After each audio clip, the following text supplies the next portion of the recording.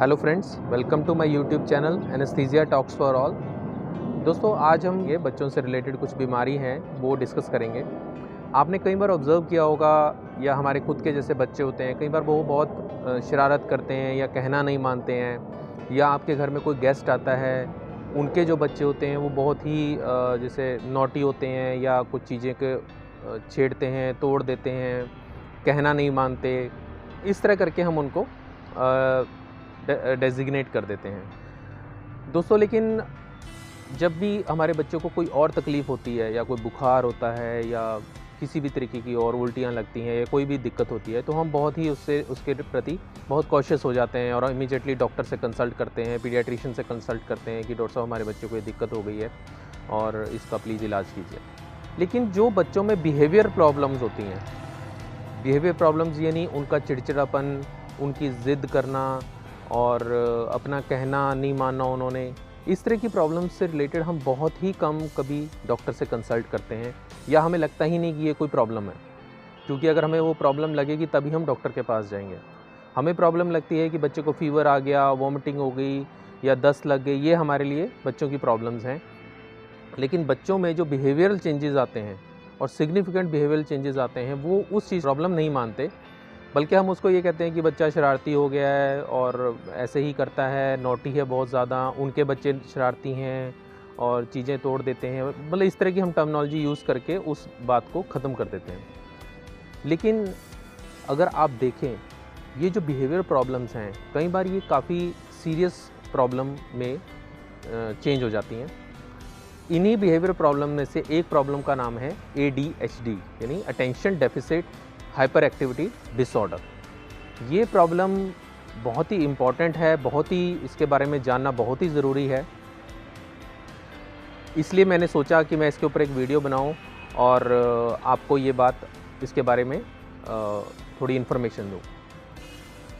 दोस्तों, जब हम इस बीमारी के बारे में जानेंगे तो हमें ये लगेगा कि ये प्रॉब्लम्स तो सभी बच्चों में हैं।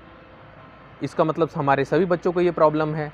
ये जो जिस तरह के इसके सिम्टम्स हैं, जिस तरह के इसके साइंस हैं इस बीमारी के ADHD के, तो ये तो सभी बच्चों में होता है।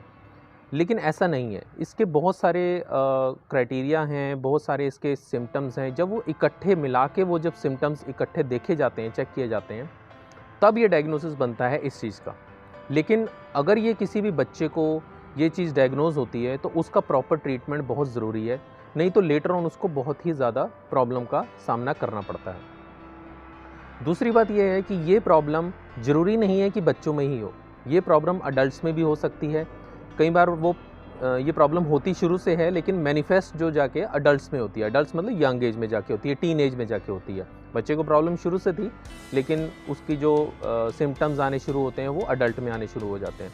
तो इसको हम ये कह सकते हैं, ये केवल बच्चों की ही बीमारी नहीं है, ये अडल्ट्स में भी देखने को मिलती है। सबसे पहले हम कुछ क्वेश्चंस सोचते हैं, क्वेश्चंस देखते हैं, पूछ के खुद से ही पूछते हैं ये क्वेश्चंस, और हम इनके आंसर्स जानने की कोशिश करेंगे। क्या हमें लगता है कि हमारा बच्चा अटेंशन नहीं ले पा रहा पूरी तरीके से, या उसको एक जगह बैठ नहीं सकता, हमेशा उसको ये लगता है कि मुझे मूव करना है, इधर से उधर कहीं बैठना नहीं है, कभी चलते रहना है, कभी कुछ करना है। या हम देखते हैं कि हमें लगता है कि हम बार बार इंटरप्ट कर रहे हैं, कोई बातचीत कर रहे हैं, कोई दो बड़े बात कर रहे हैं, बच्चा एकदम आके बीच में बार बार इंटरप्ट करता है। तो इस तरह की अगर कुछ फीचर्स हैं, हालांकि ये फीचर्स रूटीनली हम अपने बच्चों में ऑब्जर्व करते हैं। बच्चे अक्सर आके जैसे बड़े बात कर रहे हैं तो आके बीच में इंटरप्ट कर देते हैं, या उनको लगता है कि हम अटेंशन नहीं ले पा रहे हैं, तो ये चीज़ें नॉर्मल है। लेकिन कई बार अगर ये चीज़ें बार बार हो रही हों, रिपीटेडली हो रही हों, और आपके कहने के बावजूद भी बच्चा नहीं हट रहा है, तो आपको इस पे थोड़ा सा उस समय ध्यान देने की ज़रूरत है। इसको कम्प्लीटली इग्नोर मत करें। मैं ये नहीं कहता कि इसको एकदम आप पकड़ लें कि ये बीमारी हो गई है, लेकिन फिर भी आप इसको कम्प्लीटली इग्नोर मत करें। ADHD है, यानी attention deficit hyper activity disorder. जैसा कि नाम से ही आप समझ पा रहे होंगे, अटेंशन डेफिसिट मतलब जो अटेंशन है उसकी कमी है, डेफिसिट मतलब कमी, अटेंशन की कमी। और हाइपर एक्टिविटी का मतलब होता है कि बहुत ही ज़्यादा एक्टिविटी है, बहुत ही ज़्यादा मूवमेंट है, बच्चा टिकता ही नहीं है एक जगह। तो ये एक न्यूरो डेवलपमेंटल डिसऑर्डर होता है, दिमागी तौर पे एक परेशानी होती है, जिसके मेन 3 फीचर्स होते हैं, जिसमें हाइपर एक्टिविटी, इम्पल्सिविटी और इनअटेंशन। जैसा कि नाम बता रहा है, मैंने अभी आपको बताया, हाइपर एक्टिविटी मतलब बहुत ही ज़्यादा मूवमेंट करता है, बच्चा एक जगह टिक के बैठता ही नहीं है। इम्पल्सिविटी होती है कि बच्चा बहुत ही एकदम इम्पल्स की तरीके से आंसर करता है, या उसकी जो भी एक्टिविटी होती है बहुत इम्पल्सिव होती है, एकदम से रिएक्ट करता है।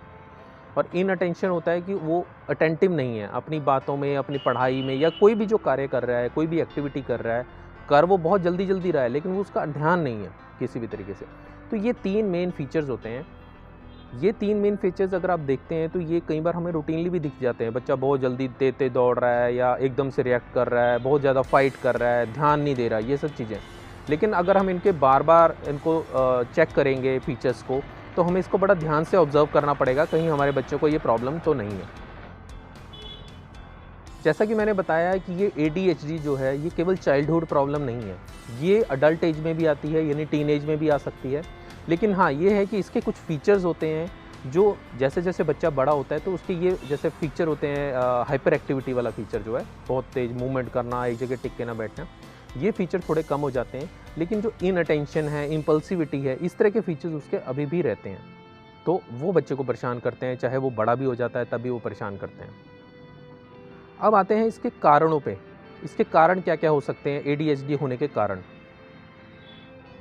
इसके मेनली प्रॉब्लम जो है वो जेनेटिक और एनवायरनमेंटल फैक्टर्स की वजह से होती है। इसमें जैसे कई बार जो मदर होती है, अगर प्रेगनेंसी में सिगरेट स्मोकिंग या अल्कोहल यूज़ या कोई और मेडिसिन का यूज़ करते हैं, वो भी रिपोर्टेड है कि उसकी वजह से भी ये प्रॉब्लम बच्चों में पाई गई है। या जैसे कई बार एनवायरनमेंटल टॉक्सिन्स होते हैं, जैसे लेड वगैरह का अगर एक्सपोजर होता है, उसकी वजह से भी होता है। या कई बार बच्चे जो लो बर्थ वेट पैदा होते हैं, जिनका प्रीमेच्योर हो जाते हैं, लो बर्थ वेट जिनका होता है, उनमें भी ये प्रॉब्लम देखी गई है। और दूसरा, जिनको कई बार कोई ब्रेन इंजरी हो गई है या कोई सांस की दिक्कत हो गई थी शुरू में, जिसकी वजह से ब्रेन को डैमेज हो गया, उनमें भी ये प्रॉब्लम पाई गई है। कहने का मतलब ये है कि हमारे पास इसका कोई पुख्ता कोई रीज़न नहीं है, लेकिन ये सब जो कारण मैंने आपको बताए हैं, ये रीज़न्स हमने देखे हैं कि जो बच्चे ADHD के जो बच्चे थे, उनमें इस तरह के फैक्टर्स पाए गए। अब हम जान लेते हैं ये जो इसके सिम्टम्स हैं, जो इसके फीचर्स हैं, जैसे हाइपर एक्टिविटी, इम्पल्सिविटी, इनअटेंशन, इनके क्या क्या फीचर्स होते हैं जिनको हमें बड़ा ध्यान से रखना पड़ता है, ध्यान से देखना पड़ता है। पहले आता है हाइपर एक्टिविटी। जैसे जो बच्चा है वो बैठा हुआ है और अपनी सीट पे बैठा बैठा ही हिली जा रहा है, उसकी टांगें हिली जा रही हैं, बार बार ऐसे वाइब्रेट करी जा रहा है, हाथों को हिलाई जा रहा है, सिर को ऐसे घुमाई जा रहा है, मतलब वो एक स्टेबल तरीके से नहीं बैठा हुआ। या बहुत सारी ऐसे जैसे कंडीशंस हैं, जैसे आपको लगता है कि यहाँ पे अब सबको बैठे होना चाहिए। जैसे क्लास है, बच्चा क्लास में बैठा हुआ है, सारे बच्चे बैठे हुए हैं, टीचर पढ़ा रहे हैं, लेकिन बच्चा सडनली उठ के अपना कुछ और करने लग जाता है, अपनी सीट से उठ जाता है या दूसरी सीट पे चला जाता है, अपने फ्रेंड से बात करने लग जाता है, जबकि मैडम या टीचर जो हैं वो पढ़ा रहे हैं। तो वो अनएक्सपेक्टेड बिहेवियर होता है। इसी तरीके से अडल्ट्स में भी जैसे ऑफिस में कोई मीटिंग चल रही है और जो बॉस हैं वो मीटिंग ले रहे हैं, लेकिन सडनली वो व्यक्ति जो है वो एकदम उठ जाएगा और अपनी सीट से कुछ करने लग जाएगा, इधर दूसरी जगह चला जाएगा, जो कि अनएक्सपेक्टेड बिहेवियर है। अपनी सीट से उठना अनएक्सपेक्टेड बिहेवियर है उस समय, जिसको हम हाइपर एक्टिविटी कह रहे हैं। और बार बार स्टेयर्स को ऊपर नीचे चढ़ी जाना, उसका कोई रीज़न नहीं है, लेकिन आप जस्ट क्लाइंब कर रहे हैं, बार बार ऊपर नीचे हो ही जा रहे हैं। और अपनी हॉबीज़ में उस तरीके से प्ले नहीं कर पाना, अपनी हॉबीज़ खेल नहीं पाना उस तरीके से, जो भी आपको अच्छा लगता है, जो भी आपको गेम अच्छा लगता है। और हमेशा ऐसे लगना कि आप बहुत ही ज़्यादा एक्टिव हैं, बहुत ही ज़्यादा ऐसा लगता है कि कोई मोटर फिट करके। जैसे कई बार हमें बचपन में हमें ये एक हिंदी में जैसे मुहावरा कह दिया जाता था कि इसको तो चाबी दे रखी है। तो एकदम जैसे बहुत ही एक्टिवली चले जाना, इधर दौड़ना उधर दौड़ना, जैसे कोई मोटर से चल रहे हो आप, इस तरीके से बच्चे कई बार इस तरह की हरकत करते हैं। और बार बार आप अननेसेसरली टॉक कर रहे हो, बात करी जा रहे हो, जिस समय वो बात नहीं भी करनी चाहिए उस समय वो आप बात कर रहे हो, आप इंटरप्ट कर रहे हो। जैसे दो लोग बात कर रहे हैं, आपके घर में कोई गेस्ट आए हुए हैं, बात कर रहे हैं, आपके पेरेंट्स से बात कर रहे हैं, लेकिन आप बीच में बार बार इंटरप्ट कर रहे हो। इस तरह की चीज़ें जो हैं ये हाइपर एक्टिविटी में आती हैं। नेक्स्ट है इम्पल्सिविटी। कई बार आपने ऑब्ज़र्व किया होगा कि कुछ बच्चे होते हैं जो जैसे कोई टीचर ने या किसी भी व्यक्ति ने, या आपके घर में कोई गेस्ट आया, उसने कोई क्वेश्चन पूछा है, तो उसका क्वेश्चन पूरा होने से पहले ही बच्चे आंसर दे देते हैं, एकदम वो जैसे थ्रो करते हैं वो आंसर को, तो क्वेश्चन को पूरा भी नहीं होने देते। जैसे कहते हैं इम्पल्सिव, इस चीज़ को इम्पल्सिव बोलते हैं, एकदम बहुत ज़बरदस्त एक्ट करना और उसका आंसर दे देना। तो इस तरह के बच्चे भी जो हैं इम्पल्सिविटी वाली भी फीचर होती है इनमें, और उनको अपनी टर्न की वेट उनको करना बड़ा मुश्किल होता है। वो मतलब बड़े एंक्शियस हो जाते हैं, हमारी टर्न नहीं आई अभी तक, मेरी टर्न क्यों नहीं आई अभी तक, मुझे पहले जाना था या मैं लेट क्यों हो गया, मेरी टर्न पहले आनी चाहिए। वो अपनी टर्न की वो वेट नहीं कर सकते, जैसे बाकी बच्चे लाइन में लग के वेट कर रहे हैं, या कहीं भी आप ऑफिस में लगे हुए हैं या कोई भी कहीं भी लगे हैं, उनसे वेट नहीं होती है। वो अपनी टर्न को वो उसको चीज़ को डाइजेस्ट नहीं कर पाते कि हमें वेट करनी पड़ रही है। जैसे मैंने और भी बताया आपको कि इंटरप्ट करना, कोई गेम चल रही है, 4 बच्चे कुछ गेम खेल रहे हैं, आप जाके बीच में उसको उनकी गेम को इंटरप्ट कर दोगे, डिस्टर्ब कर दोगे, या कोई कॉन्वर्सेशन चल रही है किसी भी तरीके की, आप उस चीज़ को इंटरप्ट करोगे। तो ये एक इम्पल्सिविटी के फीचर्स होते हैं। नेक्स्ट है इन अटेंशन। इन अटेंशन में बहुत सारी चीज़ें हैं, जैसे केयरलेस मिस्टेक्स करना, जो आपको आपके टीचर ने आपको अच्छे से सिखा दिया है, वो भी आप मिस्टेक कर रहे हो, आप वर्ड्स मिस करी जा रहे हो, आप एडिशन या जो भी कोई आपको सवाल दिए हैं मैथमेटिक्स के, इंग्लिश के, जो भी आपको दिए हैं, वो आपको पहले एक दिन पहले सारा कुछ समझा भी दिया गया है, तब भी आप उन चीज़ों को मिस्टेक्स करी जा रहे हो, केयरलेस मिस्टेक्स कर रहे हैं आप। जो आपको बात बोली जा रही है वो सुन नहीं रहा है बच्चा, उस चीज़ को ध्यान नहीं दे रहा है, और जो अपना होमवर्क नहीं फिनिश कर पा रहा है, जो उसको काम दिया गया था या जो भी कुछ आपको उसको असाइनमेंट दी गई थी वो पूरी नहीं कर पा रहा है। और कई बार होता है कि वो अपना काम स्टार्ट करता है लेकिन वो फिनिश नहीं कर पाता, उसको लगता है कि बस मेरे से इतना ही होता है, मैं उससे आगे नहीं कर सकता। और कई बार अगर जैसे कोई आपको कोई टास्क दिया गया कि आप ये चीज़ इसको ऑर्गेनाइज़ करो, इसको करो, वो उस चीज़ को फेल कर जाता है, उसको ऑर्गेनाइज़ नहीं कर पाता, उसको समझ नहीं आता मैं कैसे करूं, या वो उस चीज़ को इग्नोर करता है, वो ये कहता है कि मैंने ये नहीं करना है। जब कोई काम कर रहा होगा या कोई होमवर्क कर रहा होगा, ईजिली डिस्ट्रैक्ट हो जाएगा। यदि कोई जैसे फ़ोन बजता है या घर में कोई आ जाता है तो उसका ध्यान एकदम बाहर चला जाएगा कि कोई आया है या फ़ोन बज रहा है, वो अपने काम के प्रति उतना ध्यान नहीं देता है। दूसरा फॉरगेटफुलनेस रहती है, जैसे कोई जैसे अडल्ट्स में अगर आप कहीं जैसे ऑफिस में अगर कोई काम दिया गया है या आपको कोई चीज़ पूरी करने को बोला गया है या कोई कॉल अपॉइंटमेंट अरेंज करने को बोला गया है, तो आप उसको भूल जाते हैं कि ये मेरे को बोला गया था, और उस चीज़ में आप ध्यान नहीं देते पूरी तरीके से। तो इन अटेंशन है बेसिकली, उस चीज़ में आपका पूरी तरीके से ध्यान नहीं है, आप कुछ और ही सोची जा रहे हैं, उस जो आपको टिपिकल काम दिया गया है उस तरफ आपका बिल्कुल भी ध्यान नहीं होता है। जैसा कि मैंने बताया कि ये जो जितने भी सारे फीचर्स हैं ये हमको रूटीनली भी देखने को मिल जाते हैं, तो उसका ये मतलब नहीं है कि हमारे बच्चों को ADHD हो गया है या हमारा जो बड़ा बच्चा है उसको भी ADHD हो गया, ऐसा नहीं है। ये सारे मिलकर फीचर्स जो होते हैं ये कई और बीमारियों में भी पाए जाते हैं, जैसे डिफरेंशियल डायग्नोसिस एंग्जाइटी हो गया, जिसमें पेशेंट बहुत ज़्यादा एंक्शियस होता है, बहुत ज़्यादा उसको घबराया होता है। उसके कारण कुछ और भी हो सकते हैं एंग्जाइटी के, घर में कोई प्रॉब्लम चल रही होती है या बच्चा डरा होता है, वो भी एक एंग्जाइटी का कारण हो सकता है। या फिर डिप्रेशन में भी ऐसे सिम्टम्स आ सकते हैं, बच्चा बहुत ज़्यादा हाइपर हो जाता है, उसको डिप्रेशन होता है लेकिन वो हाइपर एक्टिविटी की तरह बिहेव करता है, उसको अटेंशन नहीं होती कि उसका सारा ध्यान उस चीज़ को सोचने में लगा होता है कि वो जिसकी वजह से वो परेशान होता है। या कई बार कोई लर्निंग डिसेबिलिटीज़ होते हैं, ब्रेन के डिफेक्ट की वजह से उसमें कोई सीखने की प्रॉब्लम होती है, वो उतना ध्यान नहीं दे पाता। तो ज़रूरी नहीं है कि ये सारे सिम्टम्स ADHD के ही हों, ये और भी बीमारियों में ये सिम्टम्स, सिमिलर सिम्टम्स पाए जाते हैं। अब आते हैं जो ADHD की वजह से जो हमें प्रॉब्लम्स फेस करने को मिलती हैं, इम्पेयरमेंट्स।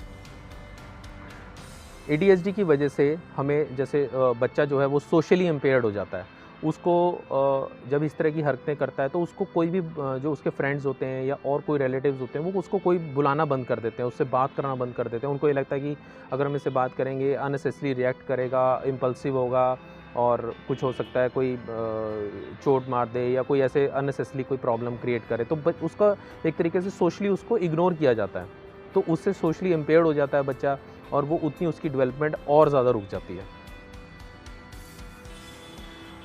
एकेडमिक इम्पेयरमेंट तो होती है, बच्चा ध्यान नहीं दे रहा है, इनअटेंशन है उसकी, अपने होमवर्क की तरफ ध्यान नहीं दे रहा, फिनिश नहीं कर पा रहा होमवर्क, जो उसको असाइनमेंट्स दी गई हैं वो नहीं कर पा रहा, तो उसकी एकेडमिक्स तो डेफिनेटली पुअर ही होती हैं और वो धीरे धीरे और पुअर की होने की तरफ जाती हैं और वो उतना अपनी जो एग्ज़ाम्स होते हैं उनमें परफॉर्म नहीं कर पाता है। फैमिली इम्पेयरमेंट जब ये बड़े हो जाते हैं बच्चे, इस तरह के बच्चे, तो वो जब अगर उनकी कोई मैरिज होती है या फैमिली होती है, फैमिली वो करते हैं, तो वो भी उसमें भी प्रॉब्लम्स होती हैं क्योंकि उनके बिहेवियर प्रॉब्लम्स आ जाती हैं, वो एडजस्ट नहीं कर पाते अपने पार्टनर से, तो इस तरह वजह से फैमिली भी लाइफ उनकी ठीक नहीं रहती है। ऑक्यूपेशनल इम्पेयरमेंट भी होती है क्योंकि वो जहाँ भी काम कर रहे हैं उस तरीके से अगर आउटपुट नहीं दे पा रहे हैं, जो आपको काम दिया गया था उसको आप भूल जाते हैं काम, तो इसलिए वहाँ पे भी आपको परेशानी का सामना करना पड़ सकता है। नेक्स्ट है ड्राइविंग इम्पेयरमेंट। ड्राइविंग एक बड़ा इंपॉर्टेंट है कि जब आप ड्राइविंग करते हैं किसी भी तरीके की, तो आपको बड़ा अटेंटिव रहना पड़ता है और आपको उसमें भी आपको कंट्रोल रखने पड़ते हैं कि कब मैंने फास्ट करना है, कब मैंने स्लो करना है, कब मैंने ब्रेक्स लगानी है, बड़ा ही उसमें कोऑर्डिनेशन की ज़रूरत है।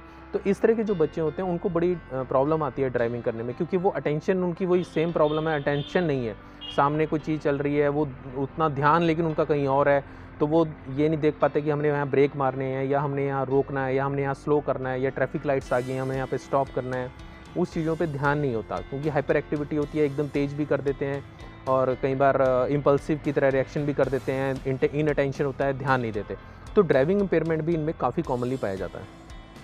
तो ये सारी जो इम्पेयरमेंट्स हैं ADHD के बच्चों में अक्सर देखने को मिलती हैं, जो अडल्ट्स में भी प्रोग्रेस करती हैं। अब आते हैं इसके डायग्नोसिस पे। देखिए ये सब चीज़ें, अब जैसे मैंने जो भी आपको सिम्टम्स बताए या साइंस बताए, ये सब चीज़ें आपको देख के लगेगा कि यार ये सब चीज़ें तो हमारे बच्चों में भी हैं और इसका मतलब ये है कि हमारे बच्चों को ADHD है, ऐसा नहीं है। ये सब प्रॉब्लम्स कॉन्टिन्यूसली आप ऑब्ज़र्व करें अपने बच्चों में, और अगर ये लगता है कि इसकी वजह से ये जो भी सिम्टम्स आ रहे हैं या जो भी प्रॉब्लम्स हैं, इसकी वजह से आपके बच्चे की ओवरऑल इम्पेयरमेंट हो रही है, जैसे कि मैंने सारी इम्पेयरमेंट्स बताई, सोशल इम्पेयरमेंट या स्टडी में उतना नहीं कर पा रहा है, तो डेफिनेटली आपको एक बार जो हेल्थ केयर प्रोफेशनल है, पीडियाट्रिशियन है या किसी भी साइकेट्रिस्ट से, उनसे डेफिनेटली एक बार कंसल्ट करना चाहिए। वो क्या करेंगे, वो इन सारे सिम्टम्स को कंबाइन करके एनालाइज़ करेंगे कि ये प्रॉब्लम ADHD के क्राइटेरिया में फ़िट होती है या नहीं होती है। अगर उनको लगेगा कि नहीं ये ऐसा नहीं है, ये एक रूटीन फाइंडिंग है, बच्चे को और ज़्यादा प्रॉब्लम नहीं है या और कोई ऐसी दिक्कत वाली बात नहीं है, तो वो इसको एक्सक्लूड कर देंगे ADHD से। रूटीनली मैंने जैसे बताया, हम इन सारी बिहेवियर प्रॉब्लम्स को इग्नोर करते हैं, लेकिन मेरा ये मानना है कि आपको इन चीज़ों को बहुत ध्यान देना चाहिए और इनको अपने जो भी कंसर्न डॉक्टर हैं उनसे कंसल्ट करना चाहिए। अब आते हैं ट्रीटमेंट पे। अगर आपको सही तरीके से बताएं तो इसका ऐसा कोई फुल प्रूफ इलाज नहीं है ADHD का। हाँ, इसमें कुछ मेडिकेशंस, कुछ थेरेपी होती हैं, कुछ ट्रेनिंग्स होती हैं जिससे इसके सिम्टम्स को हम रिड्यूस कर सकते हैं, लेकिन हम ऐसी कोई, हमारे पास मेडिसिन नहीं है, ऐसा कोई चीज़ नहीं है जिससे हम बिल्कुल इसको ADHD को ख़त्म कर सकें। सिम्टम्स को ज़रूर इम्प्रूव किया जा सकता है ताकि बच्चा अपना नॉर्मल एक लाइफ जी सके, और ये डेफिनेटली पॉसिबल है। तो इसके अंदर मेडिकेशन है, जैसे स्टिमुलेंट्स होते हैं, वो हमारे ब्रेन के अंदर डोपामिन लेवल्स जो होते हैं उनको इंक्रीज़ करते हैं। नॉन स्टिमुलेंट्स होते हैं जो थोड़ा सा टाइम लेते हैं एक्शन में, उनका भी अच्छे इफ़ेक्ट आते हैं, लेकिन वो थोड़ा सा डिलेड एक्शन होता है उनका। और कई बार हमें एंटी डिप्रेसेंट्स भी शुरू करने पड़ते हैं। तो ये मल्टी मॉडल अप्रोच होती है, इसमें डिफरेंट कॉम्बिनेशन ऑफ ड्रग्स जो हैं वो, जो आपके पीडियाट्रिशियन है, जो भी कंसर्न डॉक्टर हैं, वो स्टार्ट करेंगे। एजुकेशन एंड ट्रेनिंग, इसमें क्या है कि बच्चे के जो पेरेंट्स होते हैं, पेरेंट्स को इसके बारे में बताया जाता है, पेरेंट्स स्किल्स की ट्रेनिंग की जाती है, स्ट्रेस मैनेजमेंट जो है वो टेक्निक्स देखा जाता है, और बिहेवियरल थेरेपी दी जाती है, काउंसलिंग की जाती है। पेरेंट्स की भी काउंसलिंग की जाती है, बच्चे की भी काउंसलिंग की जाती है। उनको इसके बारे में, रिवॉर्ड्स के बारे में बताया जाता है कि अगर आप बच्चे को इस तरीके से रिवॉर्ड देंगे, उसको अप्रिशिएट करेंगे, तो बच्चे का डेफिनेटली ध्यान जो है वो एक जगह फोकस होएगा और वो परेशान नहीं होगा, और उसकी ये जो सिम्टम्स हैं ये डेफिनेटली कम होंगे। कुछ ऐसे स्कूल्स हैं, स्कूल बेस्ड अप्रोच होती है कई बार। कुछ ऐसे स्कूल्स हैं जो ADHD के लिए स्पेशल ट्रेनिंग देते हैं बच्चों को, और उसके लिए उनमें एडमिशन होता है, और वो उसको सारी बच्चे को उस हिसाब से ट्रेन करके उसको जो रूटीन लाइफ है उसको किस तरीके से जीना है, किस तरीके से अटेंटिव रहना है और अपनी मूवमेंट्स को डिक्रीज़ करना है और इम्पल्सिव नहीं रहना है, उस तरीके से उसको ट्रेन किया जाता है। दोस्तों, उम्मीद है आपको ये मेरा वीडियो अच्छा लगा होगा। ADHD के प्रति आपको यदि कोई डाउट हो, यदि कोई आपको क्वेरी हो, तो आप मेरी ज़रूर कमेंट सेक्शन में लिखें। Thanks a lot.